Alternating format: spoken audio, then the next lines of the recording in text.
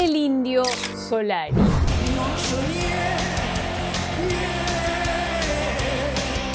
¿Quién se esconde detrás de esos anteojos negros? ¿De dónde salió la figura más enigmática del rock argentino?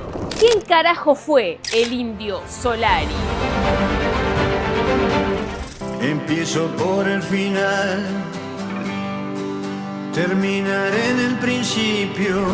¡Arranquemos! Hola, soy Ale Marín y si sos una persona curiosa llega hasta el lugar indicado porque acá nos dedicamos a hablar de qué carajo son las personas y qué carajo son las cosas. Y hoy estamos de luto, gente, por eso me traje todos los peluches que pude encontrar porque se fue el Indio Solari. Así estoy. Nada, la verdad, en mi casa se escuchaba un montonazo el Indio Solari. Crecí con la figura esta a mi lado. Y esta semana fue muy difícil. Literalmente con toda la gente que hablé, todos estaban pasándola mal porque el Indio Solari se murió. Y es re feo porque posta marcó a mucha gente. De hecho, el otro día estaba mirando un video de Bel Bósolo que decía que él era una persona como súper enigmática y enaltecida, como súper filosófica e intelectual, mientras que al mismo tiempo embraceaba la marginalidad y la resignificaba de una forma muy bella. Así que mínimo con tal descripción un video se merece. Además, perdón, pero ya te convertiste en leyenda en el momento en el que tenés la concurrencia y la gente que te sigue que tenés. O sea, no puede ser que a donde el tipo iba se llenaba de gente. Me acuerdo que una vez tocó cerca de mi pueblo y colapsó. Pueblo cercano a mi pueblo porque fue el Indio a tocar. Una locura de gente, nunca antes visto. Así que literalmente el Indio movía montañas y es por eso que hoy queremos hacerle honor a él con este video. Espero que les guste. Deja tu like si es tu primera vez que estás por el canal y si no también deja tu like porque sabes que me ayudas con el hashtag algoritmo. Y también suscríbete porque hago videos como estos. Tengo videos del Piti si te interesa el rock, pero también tengo videos de un montón de cosas políticas como Patricia Bullrich, Milei, CFK pronto. Nada, hablamos de todo tipo de personas de la cultura,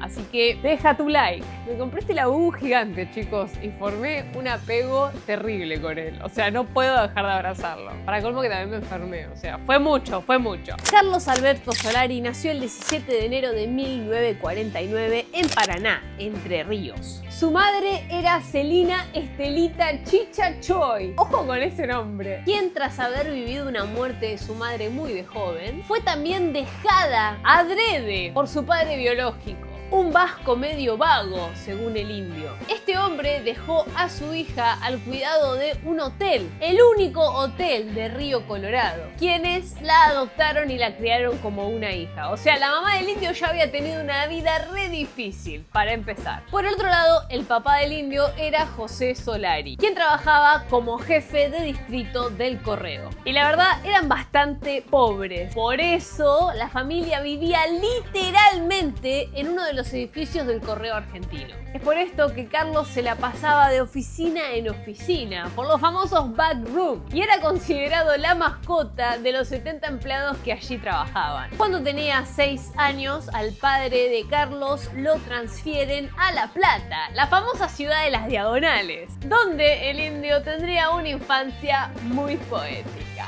A mí me reconfunde porque le quiero decir el Indio constantemente, pero se llama Carlos, pero le quiero decir el Indio, pero se llama Carlos, ¿me entienden? Y en La Plata, el Indio se la pasaba todo el día afuera. Más específicamente en la playa Olazábal, donde él y sus amigos se la pasaban jugando todo el día. Y estos pibes se portaban re mal. Entraban a los locales y movían la mercancía del lugar, o se robaban sodas y se las tomaban a ver quién quedaba más hinchado primero. Un montón.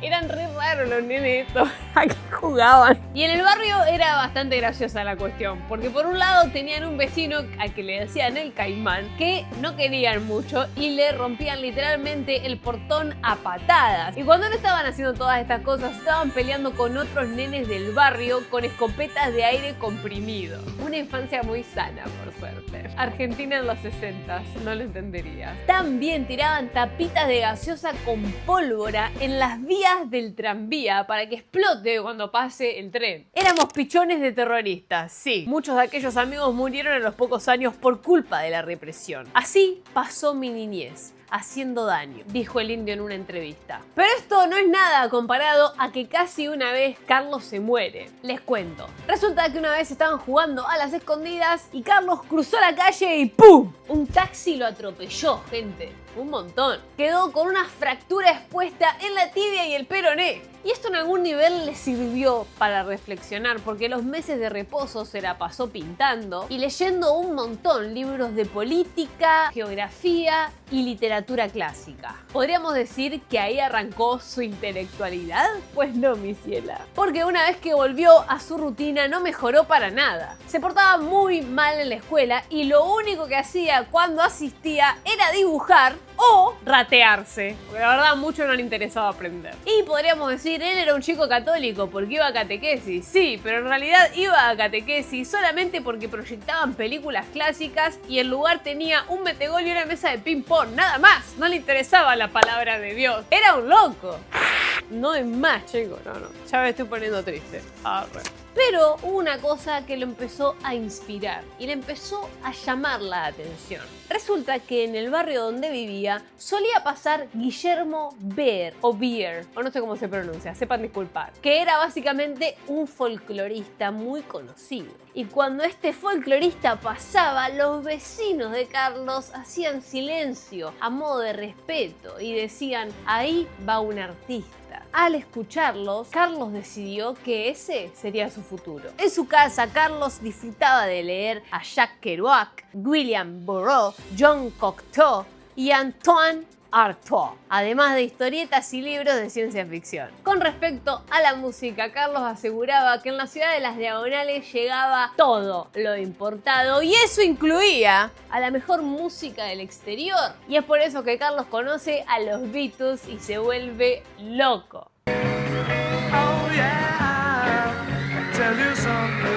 De hecho, es más o menos por esta época, a finales de la década, que a Carlos lo empiezan a apodar el Indio, porque casualmente había un jugador de fútbol de Estudiantes, Jorge Solari, a quien apodaban así. Y el tiempo pasa y Carlos arranca la secundaria, pero era básicamente la misma historia que con todas las demás cosas y temáticas por las que él pasó. No iba nunca a la secundaria o cuando iba se rateaba y hacía que los celadores lo cubrieran hasta que el complot no daba para más y se tenía que cambiar de escuela. De hecho, llegó a ir a una escuela nocturna, pero solamente iba a la puerta y seguía con su vida porque él decía que la noche era para salir. Sobre todo por las noches le gustaba juntarse con su amigo Hugo y salir a filmar con su 8 milímetros las escenas urbanísticas de la ciudad. Querían hacer una película sobre los pordioseros que vivían a la salida de La Plata. Había un lugar que en algún momento se debe haber usado como un taller ferroviario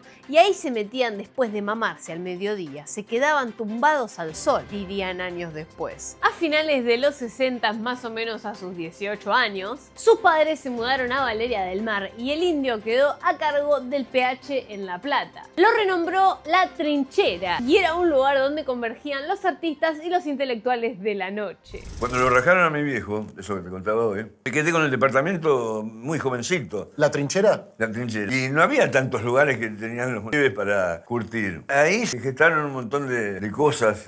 Bueno, en el lugar de reunión del siloísmo, de movimientos alternativos a la política del PJ o del Partido Comunista o de la política. Cuando no estaban en el PH, iban a una confitería, La París, a tomar pepa y pedir jarra de agua a lo loco. ¿Qué carajo? Ay, me pone re nostálgica con toda esta historia, chicos, no puedo. Ah, ¿qué? ¿Por qué tomar pepa la ponía nostálgica? ¿Qué dice, señora? Yo nunca tomé pepa en mi vida. ¿Qué dice, señor Labubu? Ah. Bueno, de hecho, también es en esta época que el Indio arranca a trabajar en Casa de Gobierno como dibujante, a la par que se seguía formando en la Feria de Artesanos. Pero a la par que su pasión por el arte crecía, también lo hacía su pasión por las drogas. Digamos que al Indio le había empezado a gustar mucho mezclar anfetaminas con alcohol. Y esta mezcla lo llevó más de una vez al hospital. Un año más tarde, con 19 años, ingresó a Bellas Artes, vez para estudiar. Rindió algunas materias, le fue bien, pero al año terminó siendo expulsado. Y para colmo fue seleccionado para hacer el servicio militar. Mal ahí. Aunque gracias a su hermano, que era milico, pudo hacerlo en La Plata con mucha menos presión. Porque claro, no te conté, el indio tiene un hermano, pero claro, no se sabe mucho del hermano, solo se sabe que el hermano es militar. That's it. No está ni siquiera confirmado el nombre de su hermano y la verdad, mucho no se investiga porque al hermano no le gusta exponerse. Pero volviendo al indio, cansado del servicio militar, inventó que su madre estaba enferma y que debía irse a cuidarla. Así logró salir. Y es ahí cuando se muda a Valeria del Mar junto con sus padres, hasta que una noticia horrible llegaría a su familia, y es que José, su padre, moriría de cáncer un tiempo después. Pero la vida sigue y el indio se apoyó en quienes más amaba, que era su madre y una novia que tuvo en ese entonces. Resulta que con esta novia en 1972 se mudan a Río de Janeiro y empiezan a vender artesanías para mantenerse. Corte literalmente como si fueran nómades digitales, pero vendiendo churros.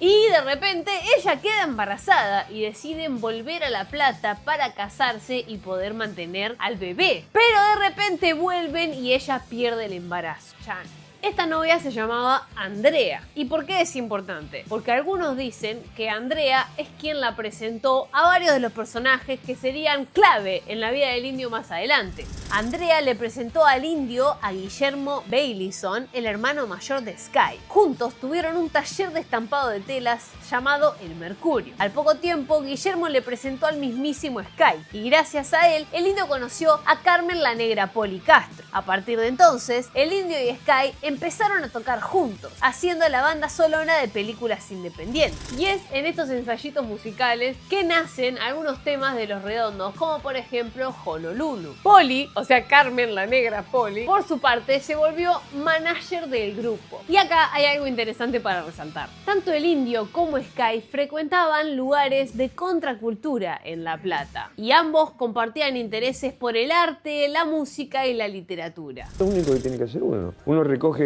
la piel sensible de la sociedad, recoge emociones y las mezcla, las bate. Yo soy de los que creen que son los nuevos lo que hemos olvidado, ¿no? Que no creo que el conocimiento que tenemos hoy sea mejor que el de Platón o el de, qué sé yo, de cualquier momento histórico. Y es gracias a eso que descubren que se llevaban muy bien juntos a nivel composición musical. Sky aportaba gran parte de la música, mientras que el indio la letra. Que el indio era muy bueno escribiendo la letra, chicos. La lírica no es para ser entendida, no es un lenguaje filosófico ni reflexivo, es un lenguaje rítmico. Unos años después, en 1976, comenzaron a darle forma a un proyecto más estable. Una banda llamada Patricio Rey y los Redonditos de Ricota. El nombre, los personajes y la estética surgieron casi de ese universo artístico que estaban construyendo.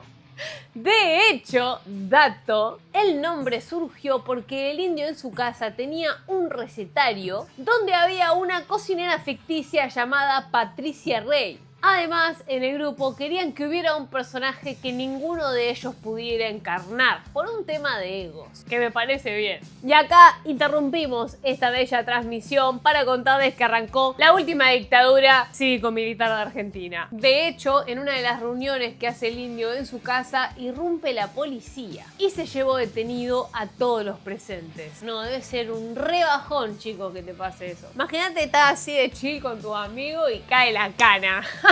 Y te sacan a la verga y no sabes qué te va a pasar, si te van a matar, si te van a violar, si van a desaparecer alguno y no lo van a encontrar nunca. Debe haber sido un rebajón, tipo la policía te tiene que cuidar y de repente está entrando a tu casa para literalmente privarte de tu libertad. Y hay gente que todavía discute si fueron 30.000. Bueno, la mayoría, de hecho, de sus amigos recuperó rápidamente la libertad a las pocas horas, pero el indio no. Permaneció en un calabozo donde lo torturaron con una picana durante varios días. No, qué horror, boludo, qué horror. Y cuando logró quedar en libertad, se refugió en Valeria del Mar con su madre. Años después, el indio recordó que en su barrio se rumoreaba que él pertenecía a la agrupación Montoneros. Y la razón de la detención fue por investigación de antecedentes, casualmente. Pero volviendo un poquito a la música. En 1997, el indio volvió a La Plata y retomó retomó sus ensayos con Sky y la banda. De hecho, dijeron, estamos para dar un pasito adelante. Y alquilaron un teatro donde serían sus primeros shows. Pero no iban a ser solamente de música, iban a ser unos shows un poco más alternativos. Entonces ellos tocaban y después se subía alguien en escenario a recitar un monólogo, o de repente terminaban un tema y se subían bailarinas al escenario y milicos y se empezaban todos a desnudar. Debe haber sido una locura total hermosa. Es cierto que en los teatros, no sé, en San Telmo, en el Margarita Xirgu, que son los primeros conciertos, repartían redonditos de ricota y que terminaba el concierto con una batalla campal con la gente enricotada. ¿Esto es cierto? Parte es verdad y parte no es verdad. La gente se lo comía. No lo tiraban jamás. Una anécdota, un día íbamos a tocar ahí lo de Yeso. Y yo me acuerdo que llego poco temprano, viste, antes, viste, con los camarines, a hacer máquina y toda esa historia. Y había dos pibes en la puerta mirando la programación, que decían, ¿no? Paso por el lado y escucho que uno le dice, estos son los que traen minas en pelota. Unos años después, el 2 de enero de 1982, todavía en dictadura estábamos, recuerden, la revista Pan Caliente, que estaba a muy poco de extinguirse porque necesitaban fondos, hace casualmente un recital para juntar fondos. Y cuando suben Los Redondos, fueron presentadas junto a sus bailarinas como las chicas de Patricio Rey, que siempre tienen merca para vender. ¡Vamos, Monona Blues! ¿Qué? Y cayó la policía diciendo, o bajan ellos o subimos nosotros. Porque claro, era el último año de dictadura, o sea, todo mal. ¿Cómo van a decir eso en el escenario, chicos? Cuestión, la verdad, mucho recital, mucho Ale narrando a cámara. ¿Dónde están las fotos? ¿Dónde está el material de archivo? Nenita, Los Redondos no hacían ningún tipo de entrevista ni tampoco le daban mucha bola a la promoción. Como que eran counter positioning. Si todo el mundo iba y daba una entrevista, ellos no daban una entrevista. Ellos era como, vamos a fiarnos del boca en boca. Si alguien nos va a promocionar, va a ser nuestros fans. Y la verdad, bastante bien les iba. De hecho, en el 85, para el estreno de su primer disco, Gulp, lo empaquetaron prácticamente a mano y lo distribuyeron solo en disqueras pequeñas. Salió 8 años después porque juntamos dinero para fabricar el disco. No queríamos firmar con... Mientras que los otros grupos querían firmar. Era como una especie de condecoración que viniera una empresa internacional y que tuviera interés en vos. En cambio, a nosotros no nos importaba qué eso. Mención especial para Rocambole, el artista que diseñó aquella primera portada y casi todas las que vendrían después. Y acá, contexto. Tomen tecito. En ese entonces, lo que más se escuchaba en la esfera argentina era Charlie, que estaba en Nueva York. No voy a parar, yo no tengo dudas. O Virus y Soda, que hacían pop. A través de mi persiana americana. Los Redondos entonces llegaron para acaparar al público que se sentía por afuera de todo eso que estaba pasando. De nuevo, counterpositioning girls. Los Redondos eran escuchados por los locos, por los dejados de lado, por los marginados que solo querían rock.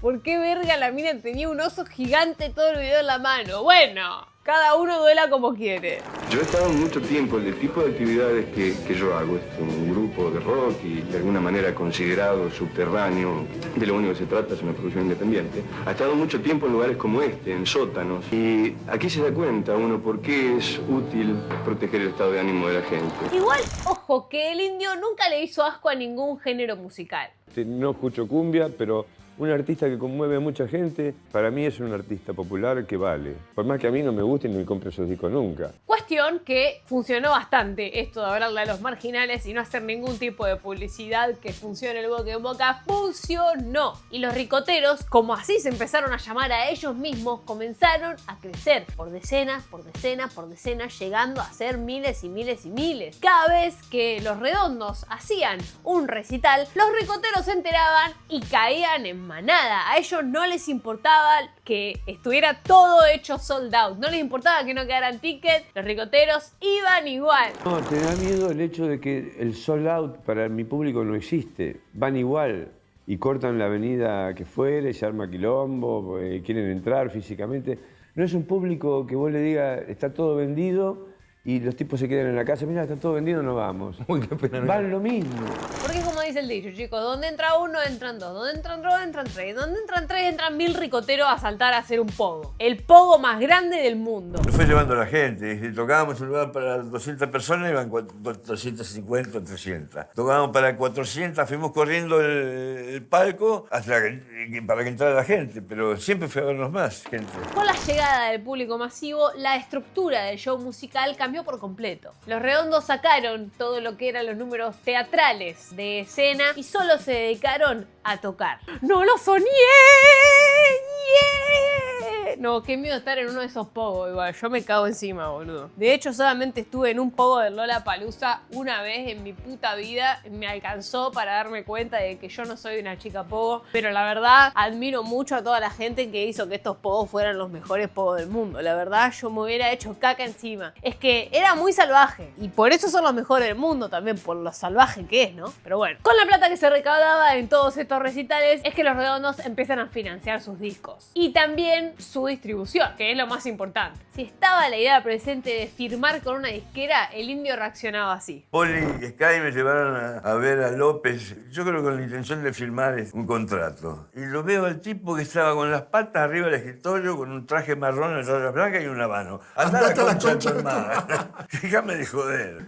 Ahí fui, me di vuelta, me fue el carajo. Y mucho menos explicaba las letras. ¿A quién carajo le importa lo que yo qué le pasó a la piba de... ¿cómo se llama? A la hija del fletero. A la hija del fletero. ¿A quién le importa? Yo hago música no para que entiendan las boludeces que digo yo, sino para que imaginen. Mi obligación es hacer un puzzle, una incógnita, alguna cosa que te atraiga como para vos imaginar. El tema es que justamente era esa pasión que despertaban la que hacía que muchas veces hubiera disturbios en sus recitales. Tanto de parte de los fanáticos como de los infiltrados de la policía. Ojo con eso. Y el Indio siempre se enojaba. Tratemos de no hacer cagadas, en serio. Es medio peligroso, se prende fuego, tenemos que interrumpir la canción. No jodan acá, dale. ¿Vos qué te crees? ¿Que estos son los violadores, boludo? Pará la bola, me vas a embocar, Gil. ¿Por qué no venís después al camerino, boludo, a tirarme cosas? Volvamos a lo nuestro, No le des mierda a la mierda, no le des mierda a la mierda, que terminemos todos en mierda. Igual medio que se enojaba por muchas cosas el chabón, era bastante exquisito, vamos a ser honestos. Y su manera de desquitarse era en el escenario. Bueno, aprovecho este momento que hay con una cuerda para pasar una antipropaganda. Está por salir uno de estos libritos más que escriben un par de perejiles sobre la historia de los Redondos. No compren más, no gasten más guita, que la guita cuesta mucho. Hay un par de perejiles que quieren ganar guita a costa nuestra. No le compren el libro. Vamos a dedicarles este tema. A los perejiles, por supuesto. A Gulp le siguieron Octubre en 1986, con el cual llegó el tema del rock nacional, bailado tanto en bares de mala muerte como en cumples de 15.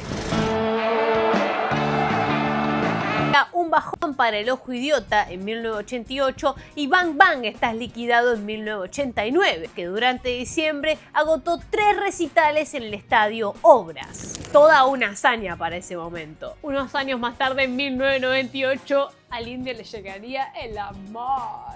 Se casó con Virginia Mones Ruiz y se mudaron a una casa en Parque Leloir, donde él mandó a hacer específicamente un estudio de grabación en su propia casa. Yo disfruto de los placeres de la vida, de la buena bebida, de un buen hotel. No hace falta renegar. El asunto es ganarse ese confort genuinamente. Claro. Eso es lo que diferencia a uno a otro. Si yo te robo tus intereses, me sirvo de tu rutina. Y acá tenemos que detenernos un segundo. El 19 de abril de 1991, durante una redada policial previa a un show que iban a dar los Redondos, Walter Bulacio, un chico de 17 años que ese día iba a ir a ver al Indio, dimensionemos, salí de tu casa pensando voy a ver al Indio, recibió una golpiza brutal por parte de la policía. 17 años. Tras una serie de irregularidades en la atención médica, murió una semana después, convirtiéndose en uno de los casos más emblemáticos de la violencia policial en Argentina.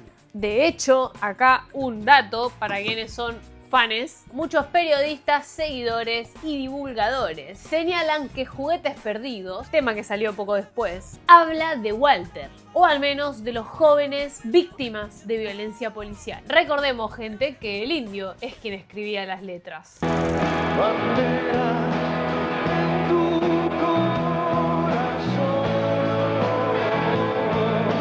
Dejando un poco esta tragedia atrás, en los 90s los Redondos viraron a lo alternativo, con los 2 volúmenes de Lobo Suelto, Cordero Atado en el 93 y con Luzbelito en el 96. Sonido que en realidad era más del Indio que otra cosa. Esto se notó en los últimos discos, Último Bondi, a Finisterre, disco del 98, y Momo Sampler, del 2000. Sí, para mí es la obra más importante que tienen los Redondos. Atrevida, de una manera que ya habíamos perdido. Estamos detrás de lograr un buen sonido del tambor. Mira a mí que me calento el buen sonido del tambor.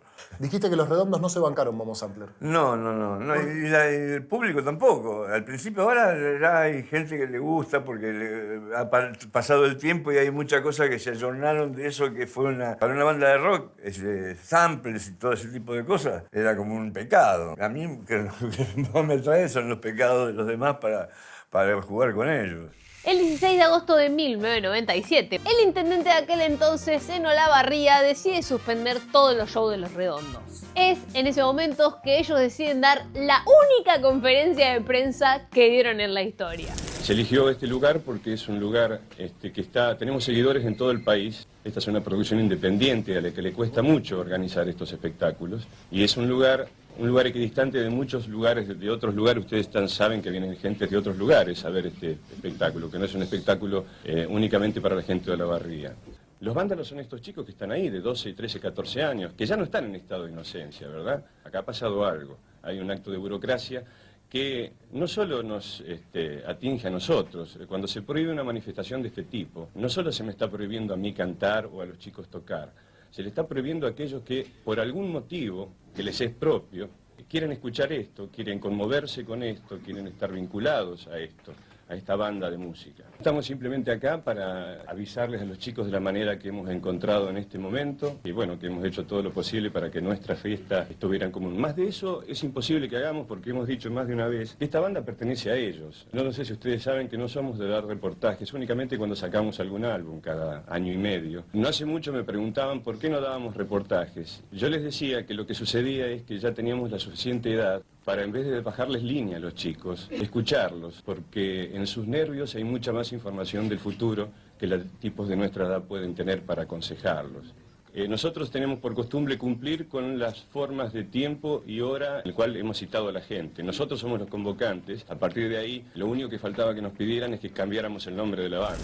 3 años después, inicio de una nueva década, tuvieron la mayor congregación de personas para uno de sus recitales. Literalmente la misma cantidad de gente que en mi pueblo. 70.000 personas lo fueron a ver. ¿Cómo? Y este número se quintuplicaría para otro de los recitales del Indio como solista, pero no nos adelantemos. Dame un poquito, por favor. Son muy serias acá esta noche. Han pasado. Han entrado.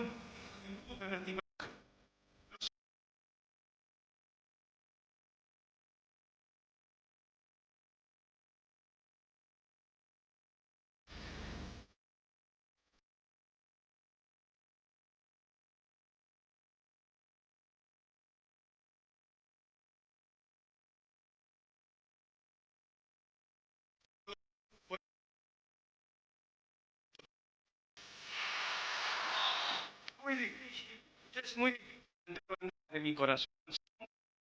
Nosotros no tenemos en este momento lastimados, hay varios chicos lastimados.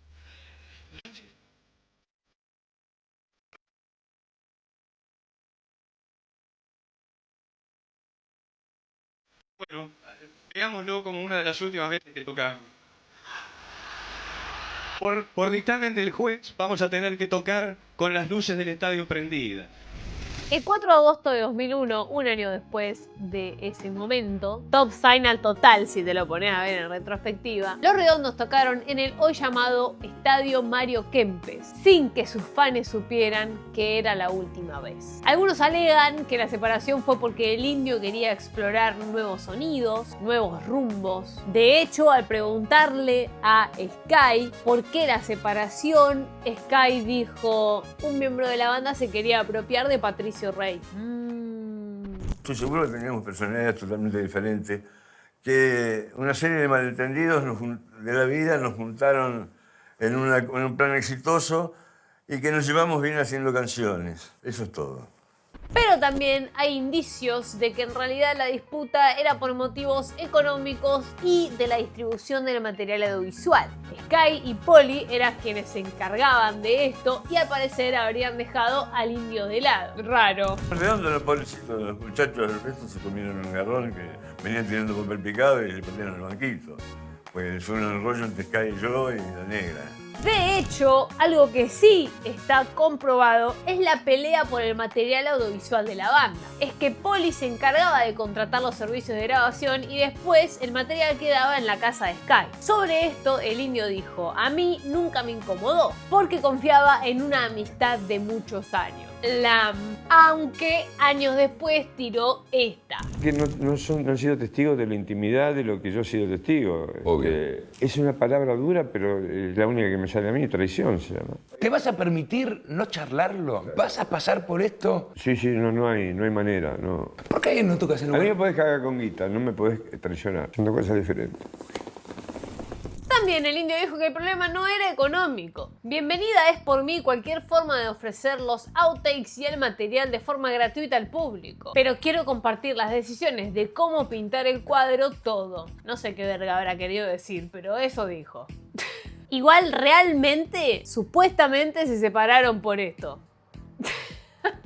Cuestión que después del show de 2001, Los Redondos se tomaron un descanso eterno, lamentablemente. De ahí salió el conocido "solo les pido que se vuelvan a juntar", que corea la gente tanto en los shows individuales de El Indio como de Sky. Respecto a esto, el Indio dijo: los dos podemos hacer música por separado, no necesitamos el uno del otro. Volver con Los Redondos sería una estafa, como pasa con esos grupos que se peleaban todo el tiempo. Pero el Indio no se iba a quedar con los brazos cruzados y mucho menos sin hacer música, porque es lo que mejor le sale y es porque es lo que él ama hacer. Entonces se creó un nuevo grupo musical, Los Fundamentalistas del Aire Acondicionado. Muy raro el nombre, nunca lo entendí, pero bueno, no juzgamos. Escuchamos pero no juzgamos. Bueno, me aburro de los nombres, por eso le pongo esos nombres: Patricio Rey, Los Redonditos Ricota, Los Fundamentalistas del Aire Acondicionado, Los Marsupiales Extintos, qué sé yo. Buenos nombres. Sí, pero digo, que en realidad el nombre puede decir cualquier cosa, lo tenés que sustentar con lo que haces en el escenario. Con este grupo, el Indio sacó El Tesoro de los Inocentes en 2004, Porco Rex en 2007, El Perfume de la Tempestad en 2010, Pajaritos Bravos Muchachitos en 2013 y El Ruiseñor, el Amor y la Muerte en 2018. ¿Y te acordás que hace un rato te dije que los recitales del Indio eran mucho más masivos que el de Los Redondos? Bueno, agárrate, porque claro, pasa que los fans de Los Redondos nunca se fueron, pero llegaron un montón de fans nuevos con esta nueva banda. Íbamos, me acuerdo, Facundo Arana y yo en primera. Y después de tener una cortina, saltaban arriba del avión. Vino la azafata y me dice... Y entonces empezaron... ¿No puede alquilar un avión, señor? Claro, no, y venía la azafata y me dice: ¿cómo podemos hacer? Y le digo: bueno, que vayan pasando de a dos a sacarme una foto. Y le daban la cámara a Facundo Arana para que me sacara. Y es así que llegamos al show más icónico del Indio, el que dio en Tandil el 12 de marzo de 2016 en el hipódromo de la ciudad ante unas 200.000 personas. Si no queda claro ese número, 200.000 personas. Es lo mismo que hacer 3 estadios River de un saque, boludo. Pero además fue un momento súper doloroso porque el Indio reveló esto. Quiero decirles algo que tengo necesidad de decirles. Si me escuchan, les voy a agradecer mucho. Anda circulando en internet una versión de que estoy enfermo. Y es verdad. Mr. Parkinson me anda pisando los talones. Pero bueno, digo, Aquí estoy, digo, hace rato que eso pasa. No lo van a matar de un señor y la señora más. No hagamos una tarea de esto, todo el mundo tiene algún conocido, algún pariente que tiene alguna enfermedad. A cada uno le toca, esta es la vida es así. Encima, ahí también hubo un montón de disturbios y se re enojó con el público. No podés enviar cosas, por favor. Nada de respeto al indio, respeto a ustedes, no sean pelotudos, ustedes son muchachos grandes ya. No se dan cuenta que estoy pidiendo, interrumpen el mundo acá arriba y siguen tirando pelotudeces. No es por mí, no es por el indio, respeto al indio, es por el... Al año siguiente, los fundamentalistas tocarían en Olavarría ante unas 400.000 personas. De nuevo, 6 estadios River de un saque. Un montón. Tan así que el show terminó con 2 personas fallecidas y múltiples heridos debido a la falta de organización que había y la falta de contención por parte de seguridad. Además de ser este el último recital del indio vivo. Un montón. Yo acá sé que necesitan unos pañuelos para toda esa gente que lo está rememorando y se están acordando ahora de todo lo que vivieron con él. Y es re feo perder a alguien que a uno lo inspira tanto y lo contiene tanto y lo hace reflexionar tanto. Entonces está bien si te sentís mal. Y si alguien te juzga en tu círculo porque se te murió literalmente un ídolo y no lo entienden porque ellos no tienen ningún tipo de felicidad en la vida y solo se preocupan por ellos mismos, allá ellos. Si vos tenés que duelar la muerte del indio, duelala, ¿me entendés? Tipo, llorás si tenés que llorar, a eso me refiero. Yo ya estoy del orto, me da todos los panuelos que... Anyways, lo que viene después de este recital con respecto al indio es más que nada el indio en redes sociales. No, porque la televisión es un bayón para los idiotas. Un bayón para los Es un cana en tu casa. Para mí es un cana en tu casa. Hay todos los intereses. Fíjate que son más caras la producción de los perfumes y cosas que los programas. Inauguró sus cuentas oficiales de Instagram, Twitter y YouTube, donde empezó a compartir material para sus seguidores. Y si bien al principio le había costado entender cómo funcionaba el asunto,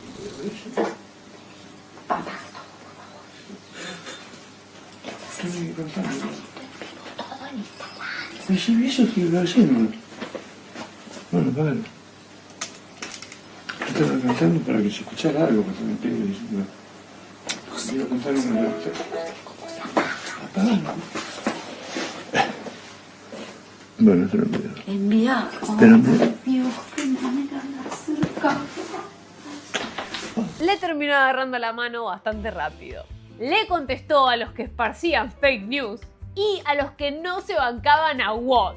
Aguante Woz. Que de hecho con Woz después sacaría un tema, ojo con eso. Se copó un montón con los memes que hacían de él y mostró su pasión por el diseño gráfico y también la edición. Pero volviendo un poco a la parte más seria del asunto, la pérdida progresiva de la motricidad fina y la estabilidad física producto de la enfermedad que tenía el indio, Parkinson, para quien no lo sabía, hizo que el indio pasara los últimos días en su casa en Parque Leloir, en su estudio dentro de la casa, llamado Luz Bola, y producía música, artes visuales y texto, como cuando era un niño, un adolescente descubriendo su pasión. Hoy en día, cuando vos lees algo, un magazine científico, hablan de un universo picante. ¿Qué quiere decir un universo picante? ¿De qué estamos hablando? ¿Estamos hablando de ciencia o de hechicería desafortunada, como diría el cantante? De hecho, mandaba archivos a los fundamentalistas, quienes con ellos pasaban en sus conciertos y no necesitaban que el indio esté físicamente, aunque a veces el indio se daba el gusto de aparecer físicamente en forma de holograma en estos shows. Me acerco a vos, pedís que no mire hacia atrás. O en registros filmados específicamente para estos shows. Providencia hizo que se cruzara conmigo un par de cositas que me pedían. Ya saben, te diría, mi pinta, y el escenario. Pero no quería dejar pasar ese momento para jugar a que estoy con ustedes ahí escuchando, porque soy que estar escuchando. Bueno.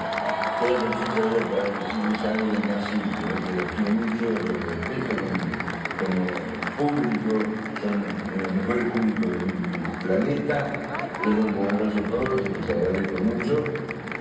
Chao. Claramente al Indio le gustaba mucho la tecnología, porque gracias a ella él podía ser y estar en lugares donde le era difícil en ese momento poder ser y estar. Realmente yo creo que los padres se quejan de que los pibes están todo el tiempo con los jueguitos y qué sé yo. Yo creo que están aprendiendo un nuevo lenguaje, una manera de comunicarse diferente. Este sistema permitió que la banda continuara tocando en vivo sin la presencia del Indio, quien encima decidió empezar otro proyecto más, aún más experimental, el Mister y los marsupiales extintos, e ilustró la tapa de sus lanzamientos posteriores. Damas y caballeros, esta noche es especial. Los fundamentalistas del aire acondicionado invitan por primera vez a una banda amiga a compartir el escenario. Con ustedes, los marsupiales extintos. Si bien el Indio no podía tocar en vivo, había una suerte de esperanza con que apareciera en algún show de los fundamentalistas, hasta que en febrero de 2023 confirmó su retiro definitivo de los escenarios, debido al deterioro de su salud. ¿Lugar para rebeldía hoy? ¿Encontrás rebeldía en algún lado? Yo intento, pero tengo 75 años. No se me puede pedir que salga de abanderado de nada. Este 2026, el Indio lo arrancó enviando un mensaje tras recibir el título de Doctor Honoris Causa de la Universidad de Buenos Aires. Nadie lo sabía, pero sería su última aparición pública. Al mes siguiente, fue ingresado brevemente en el sanatorio Otamendi para hacerse estudios rutinarios y hubo rumores de que había fallecido, una vez más. Pero justamente el Indio no se fue en medio de un revuelo mediático, sino que después de mostrarnos que estaba lo más bien componiendo en su estudio. Re poético, boludo. La madrugada del 5 de mayo se metió en su pileta climatizada como solía hacer para aliviar los dolores que le provocaba el Parkinson. Y se fue para siempre. Es una oportunidad muy especial la muerte para librarte de tus compromisos y hacer lo que quieras. Qué bajón, pobre, boludo. Bueno.